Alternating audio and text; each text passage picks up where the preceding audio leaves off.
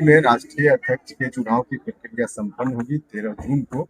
उस दिन भी राष्ट्रीय परिषद के सदस्य बिहार से भी और दूसरी जगह से लोग आएंगे, वहाँ भी कार्यक्रम होगा। ये तो अब देख ही रहे हैं कितनी भारी संख्या में आए हैं, हजारों की संख्या में, और महिलाओं की भागीदारी भी बहुत ज्यादा है राष्ट्रीय लोक मोर्चा पार्टी में।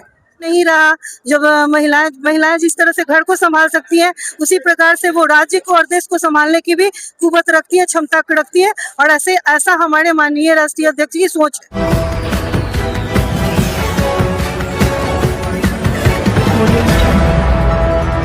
नमस्कार, आप सभी को बिहार मिथिला न्यूज में स्वागत है। उपेंद्र कुशवाहा की पार्टी को लेकर बड़ी खबर दे रहे हैं।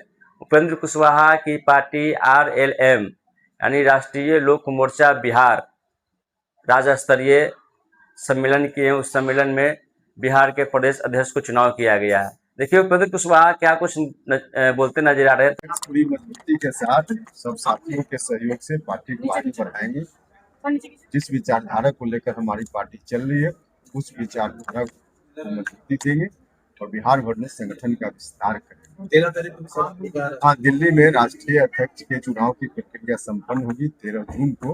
उस दिन भी राष्ट्रीय परिषद के सदस्य बिहार से भी और दूसरी जगह से लोग आएंगे, वहाँ भी कार्यक्रम होगा। चुनाव के लिए आप लोग नामांकन करेंगे? हाँ ठीक है, बिल्कुल स्पष्ट और साफ था। आपने सुना था माननीय राष्ट्रीय अध्यक्ष ने क्या बोला था कि राष्ट्रीय लोक मोर्चा पार्टी जो है वो आम लोगों की पार्टी है, जो सामाजिक न्याय की बात करती है, महिला सशक्तिकरण की बात करती है, और समाज के चाहे वो किसी भी वर्ग के लोगों जो सबसे पिछड़े पावदान पे हो, उनके लिए समता मूलक समाज के निर्माण की बात करती है।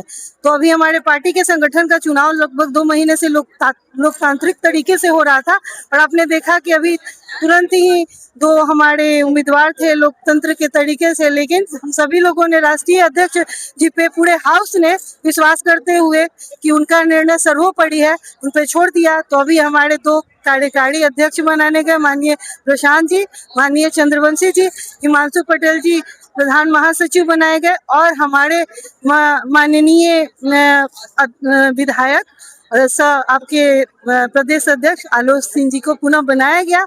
और ये सभी चीजों के पीछे यही है, राष्ट्रीय लोक मोर्चा पार्टी को बिल्कुल गांव के अंतिम व्यक्ति तक मजबूत करना।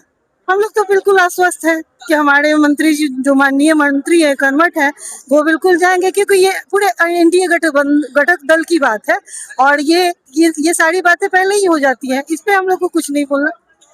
यहाँ पे तो अब देख ही रहे हैं कितनी भारी संख्या में आए हैं, हजारों की संख्या में, और महिलाओं की भागीदारी भी बहुत ज्यादा है राष्ट्रीय लोक मोर्चा पार्टी में।